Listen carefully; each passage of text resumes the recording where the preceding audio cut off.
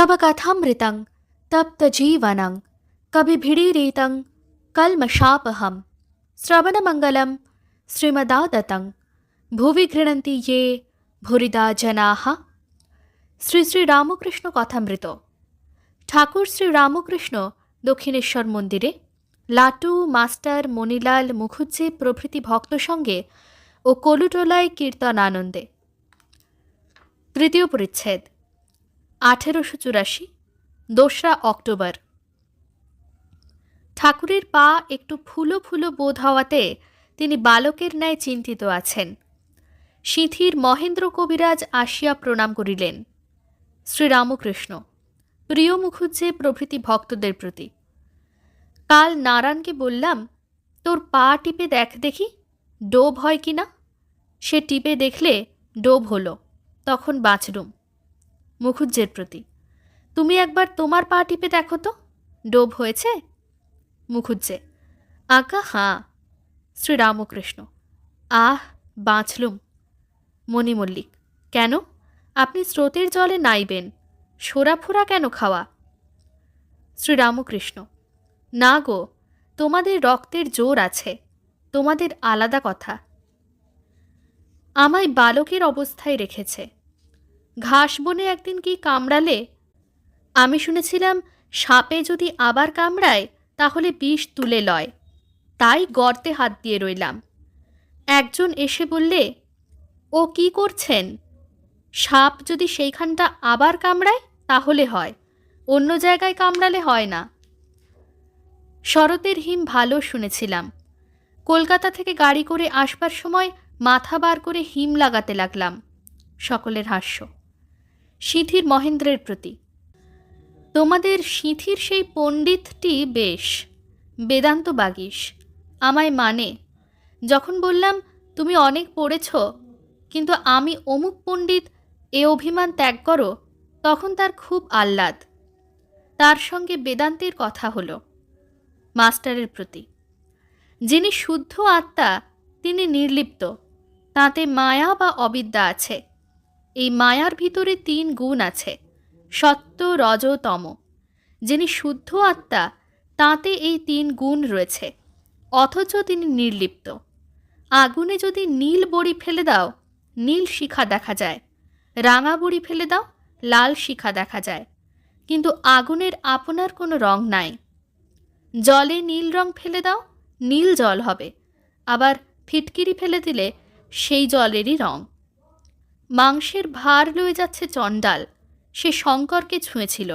শঙ্কর যেই বলেছেন আমায় ছুঁলি, চণ্ডাল বললে, ঠাকুর আমিও তোমায় ছুঁই নাই, তুমিও আমায় ছুঁও নাই, তুমি শুদ্ধ আত্মা, নির্লিপ্ত। জড়ভরত ওই সকল কথা রাজা রহুগণকে বলেছিল। শুদ্ধ আত্মা নির্লিপ্ত, আর শুদ্ধ আত্মাকে দেখা যায় না। জলে লবণ মিশ্রিত থাকলে লবণকে চক্ষের দ্বারা দেখা যায় না। যিনি শুদ্ধ আত্মা তিনিই মহাকারণ, কারণের কারণ।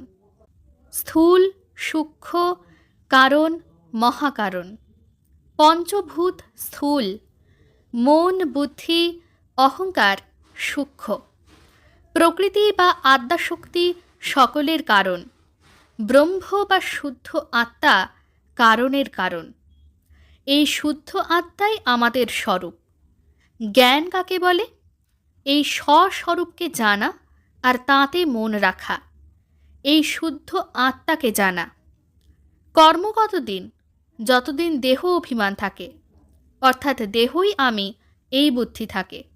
গীতায় ওই কথা আছে। দেহে আত্মবুদ্ধি করার নামই অজ্ঞান।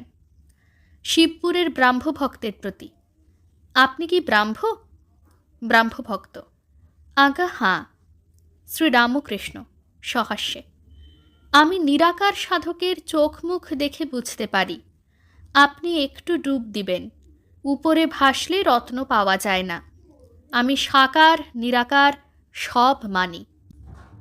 বড়বাজারের মারোয়ারি ভক্তেরা আসিয়া প্রণাম করিলেন। ঠাকুর তাহাদের সুখ্যাতি করিতেছেন। শ্রীরামকৃষ্ণ ভক্তদের প্রতি, আহা এরা যে ভক্ত! সকলে ঠাকুরের কাছে যাওয়া, স্তব করা, প্রসাদ পাওয়া। এবার যাকে পুরোহিত রেখেছেন সেটি ভাগবতের পণ্ডিত। মারোয়ারি ভক্ত: আমি তোমার দাস, যে বলে সে আমিটা কে? শ্রীরামকৃষ্ণ: লিঙ্গ শরীর বা জীবাত্মা। মন, বুদ্ধি, চিত্ত, অহংকার এই চারিটি জড়িয়ে লিঙ্গ শরীর। মারোয়ারি ভক্ত: জীবাত্মাটি কে? শ্রীরামকৃষ্ণ: অষ্টপাশ জড়িত আত্মা। আর চিত্ত কাকে বলে? যে ওহো করে ওঠে। মারোয়ারি ভক্ত: মহারাজ, মরলে কি হয়? শ্রীরামকৃষ্ণ: গীতার মতে মরবার সময় যা ভাববে তাই হবে। ভরত রাজা হরিণ ভেবে হরিণ হয়েছিল, তাই ঈশ্বরকে লাভ করবার জন্য সাধন করা চায়। রাত দিন তাঁর চিন্তা করলে মরবার সময়ও সেই চিন্তাই আসবে। মারোয়ারি ভক্ত: আচ্ছা মহারাজ, বিষয়ে বৈরাগ্য হয় না কেন? শ্রীরামকৃষ্ণ: এরই নাম মায়া। মায়াতে সৎকে অসৎ, অসৎকে সৎ বোধ হয়। সৎ অর্থাৎ যিনি নিত্য, পরব্রহ্ম। অসৎ, সংসার অনিত্য। মারোয়ারি ভক্ত: শাস্ত্র পড়ি, কিন্তু ধারণা হয় না কেন? শ্রীরামকৃষ্ণ: পড়লে কি হবে? সাধনা, তপস্যা চায়, তাকে ডাকো। সিদ্ধি সিদ্ধি বললে কি হবে? কিছু খেতে হয়। এই সংসার কাঁটা গাছের মতো, হাত দিলে রক্ত বেরোয়। যদি কাঁটা গাছ এনে বসে বসে বলো ওই গাছ পুড়ে গেল, তা কি অমনি পুড়ে যাবে? জ্ঞানাগ্নি আহরণ করো, সেই আগুন লাগিয়ে দাও, তবে তো পুড়বে। সাধনের অবস্থায় একটু খাটতে হয়, তারপর সোজা পথ। ব্যাক কাটিয়ে অনুকূল বায়ুতে নৌকা ছেড়ে দাও। যতক্ষণ মায়ার ঘরের ভিতরে আছো, যতক্ষণ মায়া মেঘ রয়েছে, ততক্ষণ জ্ঞান সূর্য কাজ করে না। মায়া ঘর ছেড়ে বাহিরে এসে দাঁড়ালে, কামিনী কাঞ্চন ত্যাগের পর, তবে জ্ঞান সূর্য অবিদ্যা নাশ করে।